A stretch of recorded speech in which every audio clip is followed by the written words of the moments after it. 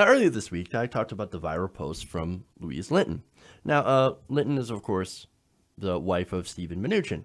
Now, she recently made a viral post on Instagram where she called a young mother of three out of touch, while simultaneously sporting incredibly expensive designer clothes while riding on a taxpayer-funded jet. Now, in her rant, which she has since apologized for, she asked, "Have you given more to the economy than me and my husband? Either as an individual earner in taxes or in self-sacrifice to your country. Pretty sure the amount we sacrificed per year is a lot more than you'd be willing to sacrifice if the choice was yours." Now, that's very important, okay? I keep stressing that word because taxes are not a sacrifice. They're how you pay for stuff, okay? Now, very interesting, right? Now, I wasn't sure if she was right about the tax part. The sacrifice, of course, no, she's absolutely wrong. But about how much the Mnuchins actually contribute to the government. Now, it turns out that luckily somebody looked into it. Thanks to public records and disclosures connected to his confirmation hearing that happened back in January, we could actually look into some of his finances and see whether or not they are actually paying their fair share of taxes. Now, that's interesting. So the question is, are they? Are they paying their fair share? The evidence indicates that Mnuchins are actually eligible for some of the most lavish tax breaks offered to any Americans, according to the LA Times. Now, this includes a unique break available only to appointees to a high-level executive branch jobs. Now, whenever somebody asks the wealthy to pay their fair share, there are some who inevitably point out that, well, hey, man, the rich pay more in real dollar amounts than people who are poor and middle class. Why, yes, that's true. That doesn't mean that they're paying more as a percentage of their income. They might be paying $1 million, right? But if you're making $20 million a year, that actually turns out to be a very small percentage of their income, okay?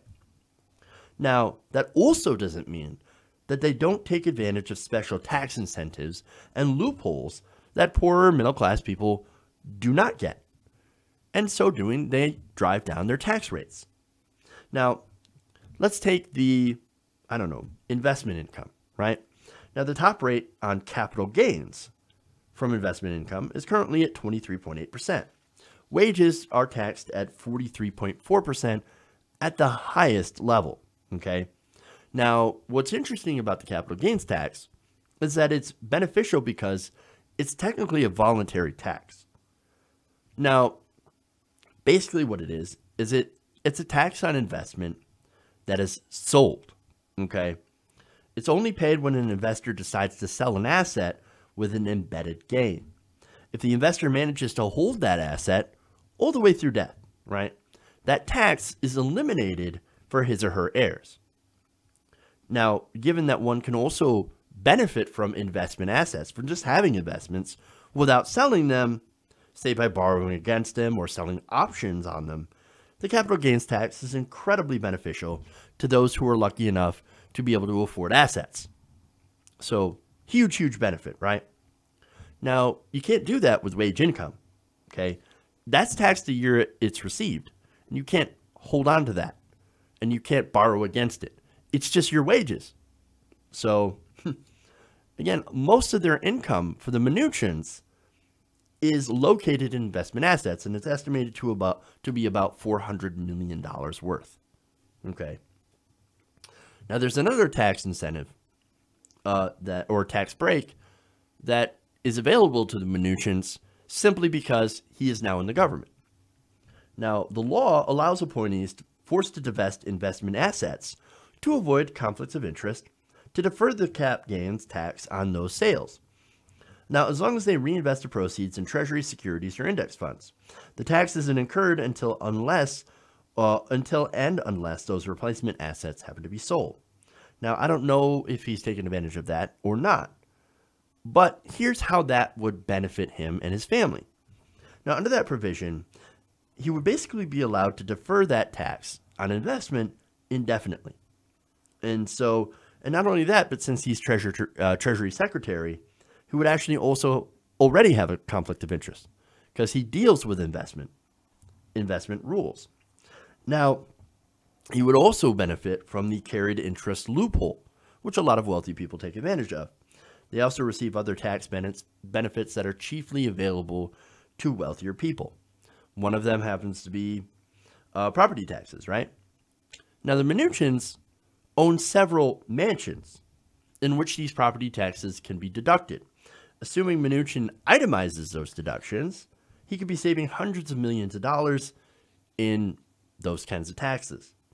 Now, there's also the mortgage interest deduction and many others that are available to them but not to us and are mostly beneficial to people in their position.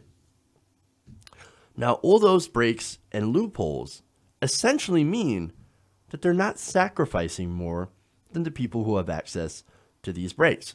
They're actively working on ways to pay less. Now, that makes an amount of sense, right? Most people don't want to pay taxes. I think everybody goes and tries to limit their tax bill. And again, that's one of the arguments a lot of conservatives love to make. Well, you try to get the most breaks, right? Yeah, of course. But we don't have access to special breaks or as many breaks or loopholes as people who are wealthier.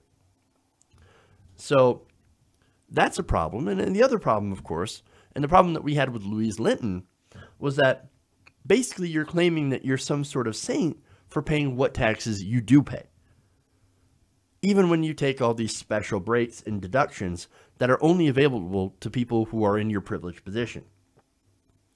In the end, I believe that is incredibly hypocritical and also in very bad taste.